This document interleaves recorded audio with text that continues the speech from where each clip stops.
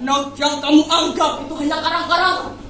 Anak lanang yang kamu cita-citakan hanya bayang-bayang wajah dan gatot kaca dalam saja.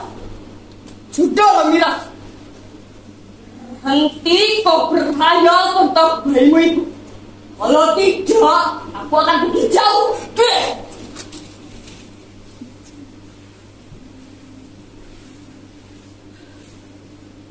Begitu kalimat pahit yang keluar dari mulut Mas Mardowo, suami keduaku.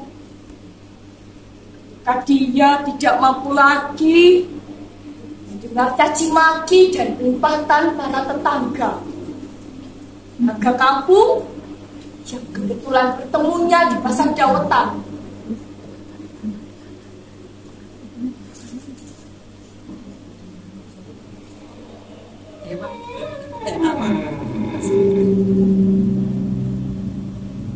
Mas Dowo, Mas Dowo, Mas Dowo,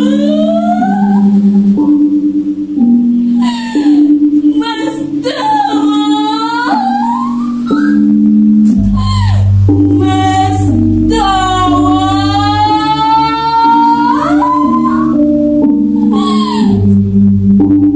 Mas Dowo. Apapun yang terjadi, ada bayi yang kukandung waktu itu. Aku tidak akan pernah mendengar omongan orang. Biar saja mereka mengobati aku, semua mereka. Jinah siluman, jinah mementinglah, nyamuk gembirlah. Karena aku sudah terima nasibku. Aku yakin, seyakin-yakinnya bahwa Gusti Allah itu Maha Adil, Maha Welas Asih, dan tidak main-main. Jangan lupa, anak adalah titipan Allah, jadi aku hanya pengasuhnya. Mas Mardowo malah makin kenceng ngomongnya. Begini katanya, ya iya bisa. Yang mimpi kamu dengan Raja Majapahitmu itu, apa tidak keterlaluan? Kamu berhayal yang bukan-bukan. Katanya dia mau menikahimu. Kamu bilang sudah punya suami, itu bagus, Mira. Bagus. Akhirnya kamu mau juga kan? Lalu kamu hamil, jadi hamil bukan anak. anakku. Tapi anak Raja Mojokerto itu udah tahan. Aku mau pergi saja.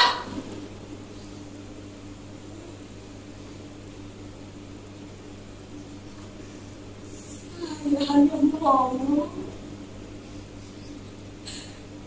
Dikiranya saya melakukan perbuatan jahat. Lalu Mas Madowo itu pergi sambil menyambar jaket kulitnya yang terdengar motornya nyaring, lalu menghilang. Dia tidak pulang karena jadi penghuni rehabilitas narkoba. Mabuk, kemudian desa, mudah tergoda, mudah terhasut para tetangga yang tidak mau tahu apa yang terjadi pada perempuan seperti saya ini.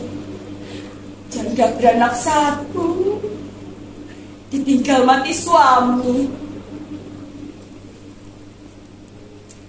Ngomong-ngomong soal suami, suamiku dulu itu namanya Kak Kasmino. Lalu aku punya satu anak dari dia, namanya hampir sama seperti namaku, Mas Wijeri. Mas Wijeri, Mas Wijeri.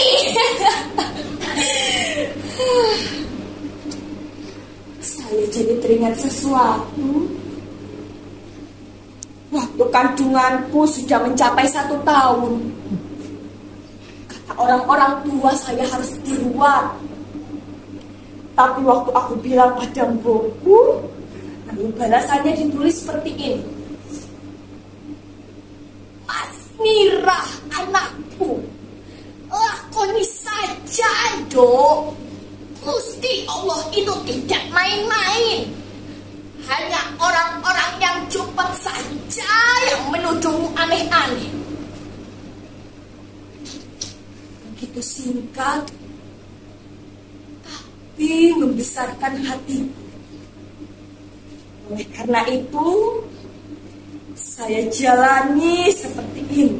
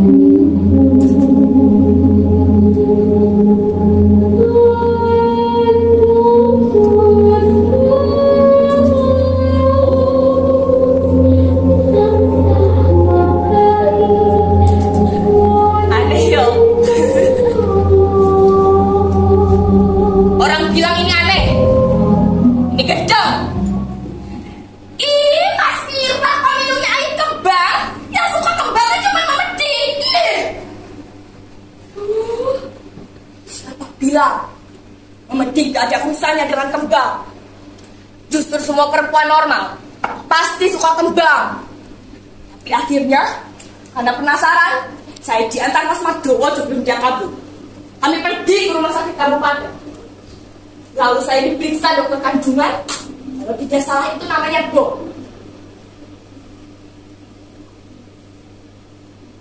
Setelah beberapa jam diperiksa, dokter itu hanya bilang, Ibu tidak mengandung. Ini hanya pusaran angin yang tinggal di rahim Ibu.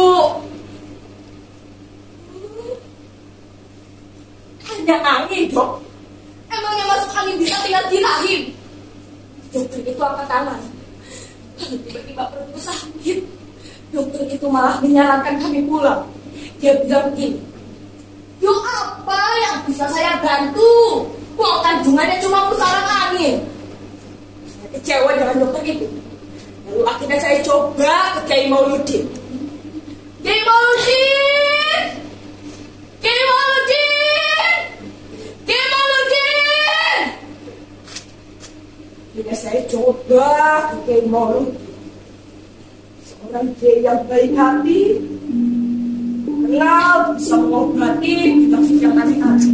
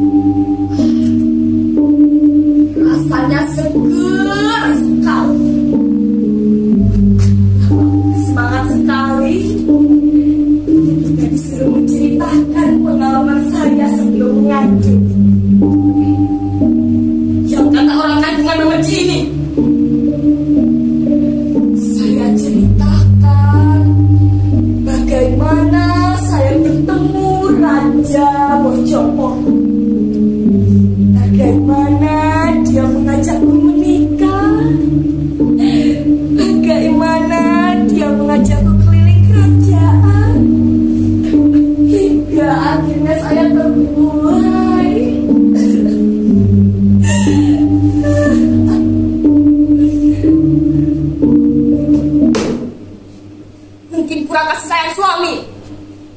Suamiku Mas Kasmino pendek umurnya. Sementara Mas Madowo hanya mau saya kalau saya punya uang hasil panen. Setelah itu habis di meja judi. Iya, Kiai Mauludin itu lanjut. Yang tampak sedang berbicara, entah berbicara dengan siapa.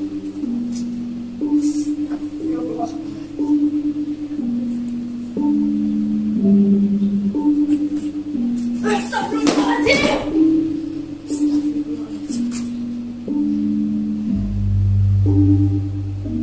Mas Mira, anak, kamu mendapatkan anugerah Gusti Allah. Nanti kalau Binta Kemukus datang, tunggu saja dengan sabar. Aku sudah berbicara dengan bayimu. Dia bersedia lahir ke dunia. Tunggu saja Binta Kemukus datang. Sejak saat itu, saya semakin optimis. Saya yakin sekali bahwa Kiai Mauludin itu tidak bohong. Setiap malam juga saya selalu begadang di pekarangan rumah. Tidak terasa dingin, malah gerah dan gairah menunggu Binta Kemukus datang. Hingga pada suatu malam, sampailah ucapan Kiai Mauludin menjadi kenyataan. Binta Kemukus datang!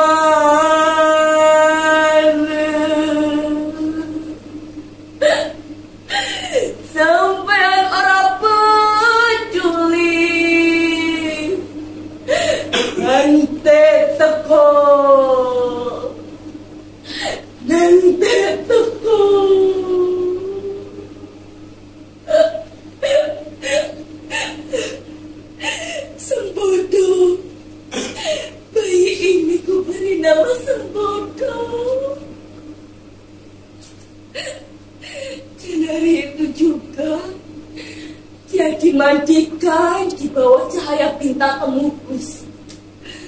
lalu dikafani dan dikuburkan. Dan malam itu juga saya bermimpi bertemu Raja Mojopo. Didampingi seorang anak persis dengan Sembodo, tetapi berpakaian kerajaan. Raja Mojopo itu berkata,